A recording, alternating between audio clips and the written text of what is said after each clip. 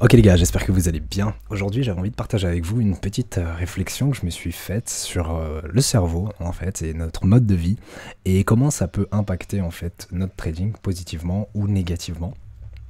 Donc récemment en fait, j'ai lu un livre, enfin je suis toujours d'ailleurs en train de lire qui s'appelle Trade Mindfully et dedans du coup, le livre de Gary Dayton pour les personnes que ça intéresse, il parle énormément du cerveau, en tout cas dans la première partie du livre. Et il nous explique en fait, je vais vous faire un mini cours de bro science, il nous explique en fait que on a différentes parties dans le cerveau, ça vous le savez, qui ont des rôles différents, mais il y en a deux qui vont vraiment nous intéresser, on a le cortex préfrontal, et on a toute la région limbique, donc ça va être avec l'amygdale, etc. Et on va dire un peu le siège des émotions dans le cerveau. Et en fait, on a, avec toutes les études qu'on mène sur le cerveau, etc., on a remarqué en fait que notre cortex préfrontal, donc qui est vraiment situé, comme on l'entend dans le mot, au niveau du front, va être très important pour trois choses. Bon, j'avais pris un peu des notes en vrai parce que c'est dur à retenir. Pour trois choses, donc pour la prise de décision, le contrôle des émotions et la gestion de l'attention. Donc notre cortex préfrontal va vraiment avoir un rôle clé dans ces trois choses-là. Et donc forcément en trading, quand il va s'agir de gérer nos émotions en trading, quand il va s'agir de prendre des décisions éclairées, des décisions rationnelles basées sur une stratégie, un plan, ça va aussi être utile.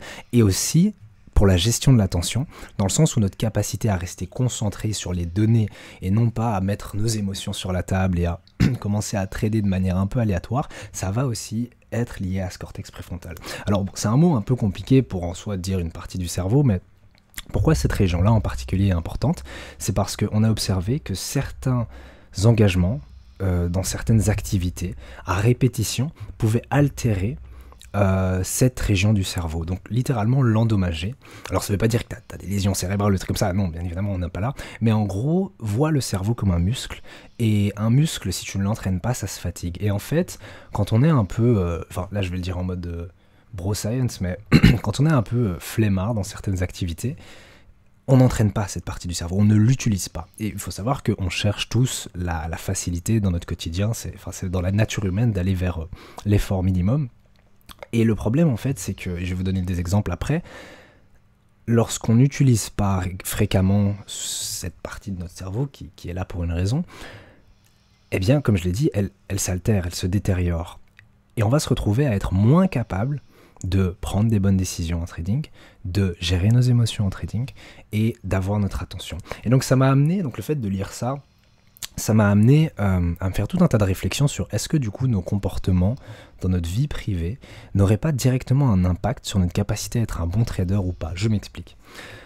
Je vous ai dit que certaines activités ou l'engagement répétitif dans certaines activités pouvait altérer cette partie du cerveau. À titre de règle générale, pour vraiment prendre... pour que vous puissiez vous-même un peu trier les activités, toutes les activités qui vont être très dopaminergiques, ça veut dire celles qui vont te procurer un grand pic de dopamine quand tu vas t'engager dedans, et puis ensuite après tu vas avoir un crash. Donc toutes ces activités qui sont très rémunératrices au niveau de la dopamine vont, en tout cas si tu t'engages dans un comportement répétitif, altérer cette partie du cerveau. Donc ça va être quoi? Typiquement les réseaux sociaux, genre scroll à l'infini, genre sur Instagram, TikTok ou quoi. Les séries Netflix. Ou tout ce qui est divertissement en général, on pourrait dire dans une certaine mesure même YouTube. Après c'est plutôt le binge watching, ça veut dire quand tu consommes avec excès ce genre de truc, que du coup ça peut aussi à long terme altérer cette partie du cerveau. L'alcool forcément, tout ce qui est drogue aussi, la junk food, alors c'est particulier mais ce qu'il y a en fait dans la junk food, donc dans la malbouffe, c'est de la malbouffe en fait. Donc le simple fait que ce soit de la mauvaise nourriture, je parle pas de par exemple, parce qu'il y a différence entre par exemple une mauvaise alimentation en mode une alimentation grasse ou quelque chose comme ça, à la limite c'est pas encore trop mauvais, mais la malbouffe, vraiment la processed food, la nourriture transformée, etc., toutes ces choses là contiennent plein de merde en fait qui sont pas bonnes et qui à répétition, donc imaginons que tu manges ça tous les jours, matin, midi, soir, alors imagine que tu manges un McDo tous les jours, ça peut aussi altérer cette partie du cerveau.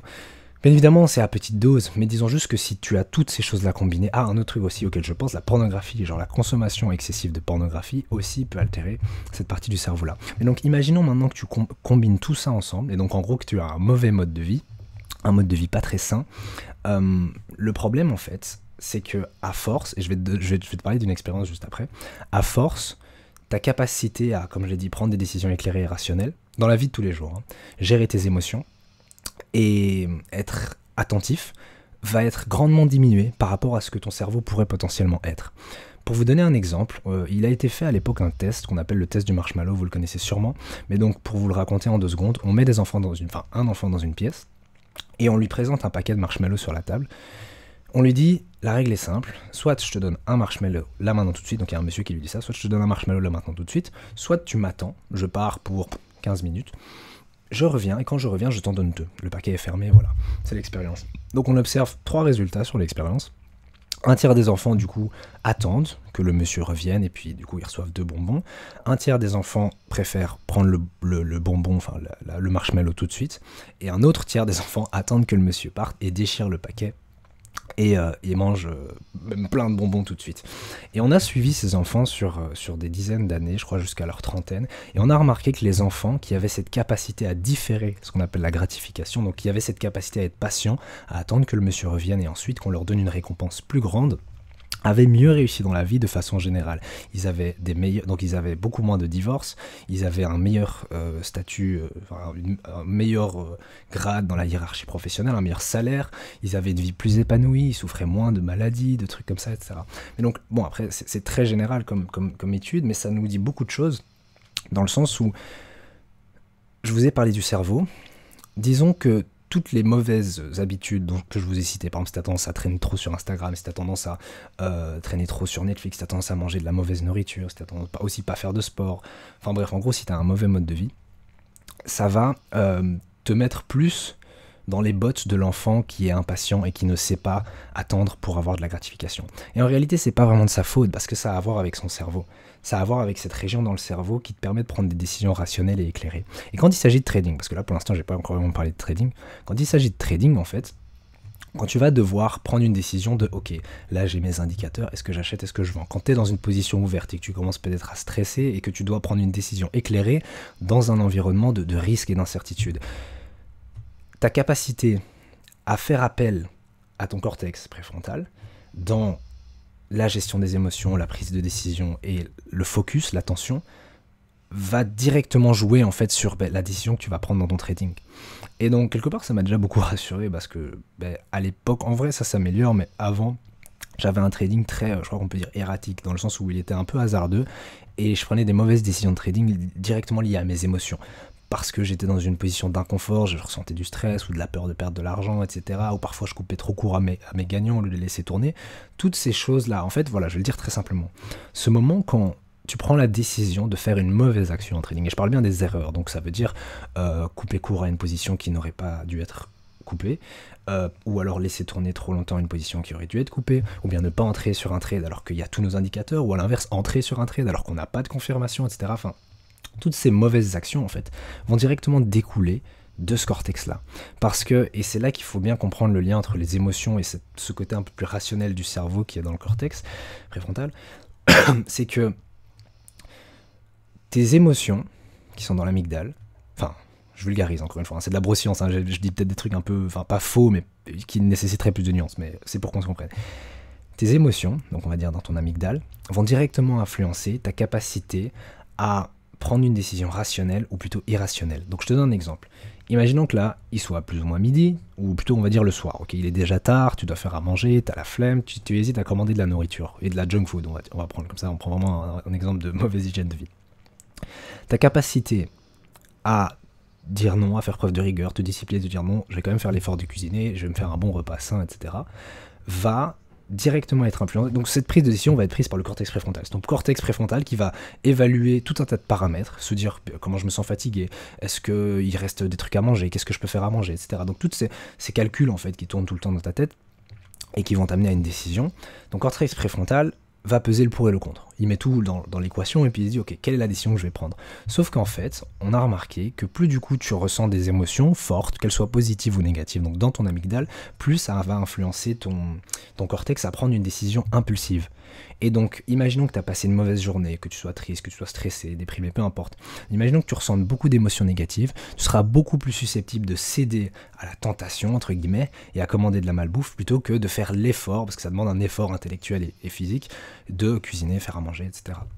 Tu vois? Et donc, quand tu comprends ça, tu comprends que toutes les décisions que tu peux avoir dans ton trading vont être influencées, comme je l'ai dit, par tes émotions, par ton attention aussi, donc ça peut être le manque d'attention. Imagine que maintenant, du coup, le prix arrive dans une zone qui est très intéressante pour toi, et tu es censé être hyper attentif, etc. Et comme par hasard, en fait c'est comme si c'était comme par hasard, mais c'est pas par hasard, c'est toi qui l'as choisi, mais comme par hasard, à ce moment-là, tu es distrait.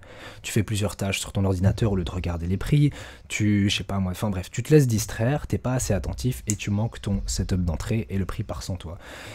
Ou pire, t'es pas attentif, t'es pas attentif, et à l'inverse, du coup tu sautes impulsivement sur l'action des prix, alors que tu aurais dû rester en recul, etc. Eh bien, tout ça, ok, tous ces comportements-là, enfin, je pense que je vous ai donné assez d'exemples là maintenant, ça va être grandement influencé par ce qui va se passer dans ton amygdale. D'où l'importance, du coup, de gérer ces émotions. Tu peux pas les supprimer, ou alors il faudrait supprimer une partie de ton cerveau, tu peux pas les supprimer, mais donc tu dois apprendre, et je dois aussi apprendre, je me parle aussi à moi-même en faisant cette vidéo, à réussir à trader objectivement, donc à faire preuve de rationalité, même dans des conditions où tu vas ressentir des émotions négatives comme peut-être du stress, etc. Ou même ça peut être des émotions positives. Si imaginons maintenant tu ressens de l'euphorie, donc ça c'est une émotion très positive, imaginons que tu as un winning streak et du coup tu es là, oh mon dieu je suis trop fort, etc., j'arrête pas de gagner. Mais il va aussi falloir que tu arrives à prendre des décisions rationnelles parce qu'il y a aussi ce risque de prendre des décisions irrationnelles à ce moment-là. Enfin bref. Et donc la réflexion que je me faisais, parce que là je vous ai surtout partagé des informations, la réflexion que je me faisais en fait c'est est-ce que du coup notre mode de vie, ou plutôt notre habitude, nos habitudes dans notre vie privée n'auraient pas un impact direct du coup sur forcément notre cerveau, notre cortex préfrontal, notre amygdale, notre gestion des émotions, notre attention, etc. Et du coup, la manière dont on va reporter ça dans notre trading. Pour le dire simplement, en fait, est-ce que du coup, notre vie privée, ou comment on a pris l'habitude de vivre depuis qu'on est né, ne déterminerait pas du coup le type d'enfant qu'on est, dans l'expérience que je vous ai donnée, avec les 3 enfants, donc le genre d'enfant qu'on est, et par rapport à ça, pardon, notre manière de nous comporter dans le trading, sur les marchés. Et je pense que c'est hyper intéressant de se poser la question, quel genre d'enfant est-ce que tu es? Est-ce que tu es plutôt... Enfin, il aurait fallu faire l'expérience pour le savoir, mais essaie de réfléchir, tu te connais, essaie de réfléchir à toi. Est-ce que tu es plutôt le genre d'enfant qui va attendre patiemment pour avoir 2 marshmallows? Tu vas être celui qui va en vouloir un tout de suite, donc où tu vas t'engager facilement dans des activités avec beaucoup de dopamine qui est libérée, donc ce qu'on appelle de la gratification instantanée, une récompense immédiate? Ou est-ce que tu vas être cet enfant qui va tenter de résister, comme celui qui laisse partir le monsieur, mais va pas réussir à résister, qui a pas beaucoup de force de caractère, qui a pas beaucoup de willpower, comme on appelle ça en anglais, et qui va finir par céder. Et quand tu comprends ça, quand tu sais quel genre d'enfant tu es, enfin du coup quel genre d'adulte tu es, peut-être que ça te permettra du coup de beaucoup mieux comprendre tes comportements sur les marchés, de beaucoup mieux comprendre ce à quoi tu dois faire attention. En tout cas, pour ma part, ça m'a beaucoup aidé du coup à comprendre que, par exemple, j'avais tendance à manquer d'attention à des moments importants sur le marché. Imaginons que la session de New York vient d'ouvrir, la session de Londres vient d'ouvrir, où il y a une data qui va sortir, et je me laissais distraire. Alors que c'est justement l'heure de la journée où je dois être hyper focus, voir s'il y a des setups, etc. Donc c'est un exemple. Ou bien aussi, ma gestion des émotions, forcément, a un impact. Parce que honnêtement, je suis plutôt le genre d'enfant à être entre les deux là, donc celui qui va attendre mais qui va finir par céder. Donc j'ai quand même une certaine discipline, une certaine rigueur, parce que je me mets pas mal de règles de vie, mais le problème c'est que j'ai une faible force de caractère, et donc je vais facilement céder. Dans l'exemple par exemple que je vous avais donné tantôt avec le fait de cuisiner, je vais peut-être au début être motivé à cuisiner, et peut-être qu'à un moment je vais finir par céder, avoir la flemme et commander. Donc je vais pas directement me dire oh je commande, mais il y a un moment où dans mon processus de réflexion je vais me dire bon allez tu sais quoi, tant pis pour cette fois. Bref, et puis surtout, dans la prise de décision. La prise de décision, parce que ça va vraiment être ça, un aspect clé du trading, c'est est-ce que tu es capable, dans une situation de stress, d'incertitude, dans une situation de risque, de rester rationnel, de prendre des décisions éclairées, d'évaluer objectivement tous les paramètres qui s'offrent à toi, et de se dire, ok, à tel moment, je dois faire ça, ça, ça sur les marchés, indépendamment de mes émotions, indépendamment de mon attention, parce que ça aussi, il y a dans la journée des moments où tu es plus fatigué que d'autres. Imaginons au début d'après-midi, après avoir mangé un bon gros repas, tu es probablement un peu fatigué, mais à ce moment-là, il faut quand même réussir à être éveillé, suffisamment éveillé que pour prendre les bonnes décisions sur les marchés, et continuer à appliquer ta stratégie, même si du coup tu es fatigué, même si, voilà. Bref, c'est la réflexion que je me faisais, et comme conclusion, en fait, enfin, en tout cas, moi, ce que j'en tire, ce que j'en comprends, c'est qu'il serait peut-être intéressant de faire attention à nos habitudes, notre vie privée, parce que si on continue d'entretenir du coup un un mauvais cortex préfrontal. Si on continue à laisser notre cortex préfrontal s'altérer avec des activités très dopaminergiques, plutôt que d'avoir une vie un peu plus sobre, comme par exemple faire des activités... Bien évidemment, on a besoin de dopamine. Si on n'avait pas de dopamine, on mourrait, mais faire des activités peut-être plus constructives, des activités peut-être plus ennuyantes. En fait, c'est simple, pour distinguer les deux, les activités qui te sont difficiles au début, donc qui te font presque parfois souffrir un peu, mais bon, les activités qui sont difficiles au début, mais qui après t'apportent du bien-être, du bonheur ou de la satisfaction, généralement ces activités-là sont constructives, pour le cerveau je veux dire, genre au niveau de ton cortex préfrontal et de la dopamine. Par exemple, la lecture, ça peut être chiant sur le moment même de lire pendant 1 heure, mais après t'es quand même content. Ou un autre exemple qui est, je crois qu'il est hyper évident pour tout le monde, c'est les douches froides. Quand tu prends une douche froide, c'est dur, c'est hyper dur. Prends une douche froide, tu verras, c'est hyper dur. Et après la douche, par contre, quand tu sors, il se passe quelque chose de bizarre dans ton corps, dans le sens où comme ton corps vient de recevoir de l'eau froide, il va se réchauffer. Et tu vas, donc là où tu avais froid, tu vas avoir chaud. Donc c'est une réaction opposée. Et c'est un peu la même chose au niveau de ta dopamine. Du coup, tu as fait quelque chose de difficile, mais du coup, tu vas avoir un pic de dopamine après ta douche froide. Et tu vas être de bonne humeur naturellement. Et c'est une très bonne manière d'ailleurs de démarrer sa journée. Mais donc ça, c'est un autre exemple. La méditation. Tu peux essayer de méditer 5, 10, 15 minutes, c'est très ennuyant quelque part, mais après tu vas te sentir mieux. Ou bien faire une promenade, ça peut aussi être ennuyant, donc de marcher sans rien faire, pas être sur son téléphone, etc. Mais après tu vas te sentir mieux. Faire du sport, c'est très difficile aussi pendant la séance de sport, mais après tu te sens mieux. Bref, je pense que tu as compris, mais donc toutes ces choses-là en fait sont des activités qui vont être moins dopaminergiques, donc elles vont moins provoquer un pic de dopamine qui va te mettre tout fou. Mais elles vont être plus bénéfiques pour ton cerveau, elles vont moins altérer du coup les fonctions cognitives de ton cortex préfrontal. Et à ce moment-là, je pense que ça pourrait être intéressant de, comme je l'ai dit, remettre un peu... Non, il ne faut pas non plus tout remettre en question dans notre vie privée, mais juste se dire, tiens, est-ce que je pourrais pas aller vers une vie un peu plus équilibrée en dehors des graphiques? Quelle est ma routine? Quelles sont mes habitudes? Quelles sont les bonnes habitudes que j'ai, les mauvaises habitudes en dehors des graphiques? Et comment faire en sorte de changer un petit peu certaines habitudes pour qu'elles s'alignent un peu plus à mes objectifs en trading, ou plutôt pour que j'ai un meilleur cerveau, entre guillemets, que je sois plus apte du coup à gérer mes émotions, à du coup prendre les bonnes décisions en trading et à faire preuve d'attention, de focus toute la journée. Et d'ailleurs, mini parenthèse, et en fait je terminerai avec ça, l'alimentation, on n'en parle pas assez, le sommeil aussi, mais sont hyper importants. Pourquoi? Parce que si tu pouvais juste changer 2 habitudes, parce que voilà, il y a plein de choses qu'on peut changer, mais si tu devais juste changer 2 habitudes dans ta vie, c'est alimentation, sommeil. Avoir un bon rythme de sommeil, dormir suffisamment et idéalement se lever et aller se coucher plus ou moins à la même heure. Et aussi, surtout, avoir une bonne alimentation. Parce que les laps, comme j'appelle ça, en attention dans la journée, donc les manques de focus que tu peux avoir à certains moments de la journée peuvent découler de ton alimentation. Je t'invite à te renseigner là-dessus, mais tu découvriras par toi-même que notre alimentation, qui a tendance à être très sucrée, et même de façon générale l'alimentation sucrée, je parle pas que des sucres simples comme le sucre, mais vraiment les sucres complexes aussi, comme les pâtes, le riz, le pain, etc. Toutes ces choses-là, en fait, vont avoir tendance à fatiguer, entre guillemets, notre cerveau, provoquer ce qu'on appelle du brain fog. Donc c'est un peu ce moment, et tu l'as déjà sûrement ressenti, tu vois, un peu l'après-midi, imagine que tu as mangé un bon plat de pâtes à midi. Après-midi, tu vas avoir comme une sensation de fatigue. Alors c'est pas nécessairement dû que à ce que tu as mangé, ça peut aussi être par exemple si tu as pris de la caféine le matin, il se passe tout un tas de trucs dans ton corps qui va faire que tu vas ressentir ce crash, cette fatigue en début d'après-midi, mais si on prend juste le repas, le fait d'avoir mangé un plat avec ce qu'on appelle des carbs, donc des carbohydrates qui sont des... Ça me suit, c'est une chaîne de trading de base, bref, je termine. Avec des carbohydrates, donc en gros des sucres complexes, ça peut fatiguer un peu ton cerveau, ça peut diminuer ta capacité à faire appel à ton cortex préfrontal, à gérer tes émotions avec ton amygdale pour prendre les bonnes décisions de trading.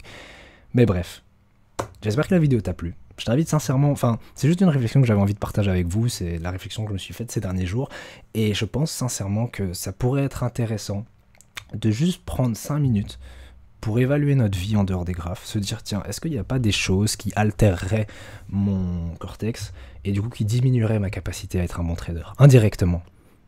Et à ce moment-là, peut-être mettre toutes les chances de son côté pour du coup réussir en trading et se dire bah tiens, je change ces habitudes-là, je fais ces habitudes-là à la place, et comme ça, du coup, quand j'arrive sur les marchés, j'ai un cerveau frais, j'ai un cerveau dynamique qui est focus, qui est attentionné, qui est capable de prendre des décisions éclairées et surtout qui est capable de gérer ses émotions, ou en tout cas, même s'il ressent des émotions fortes, continuer à appliquer une stratégie neutre, objective, etc. Bref, j'espère que la vidéo t'a plu, et puis sur ce, on se dit à demain dans la prochaine vidéo.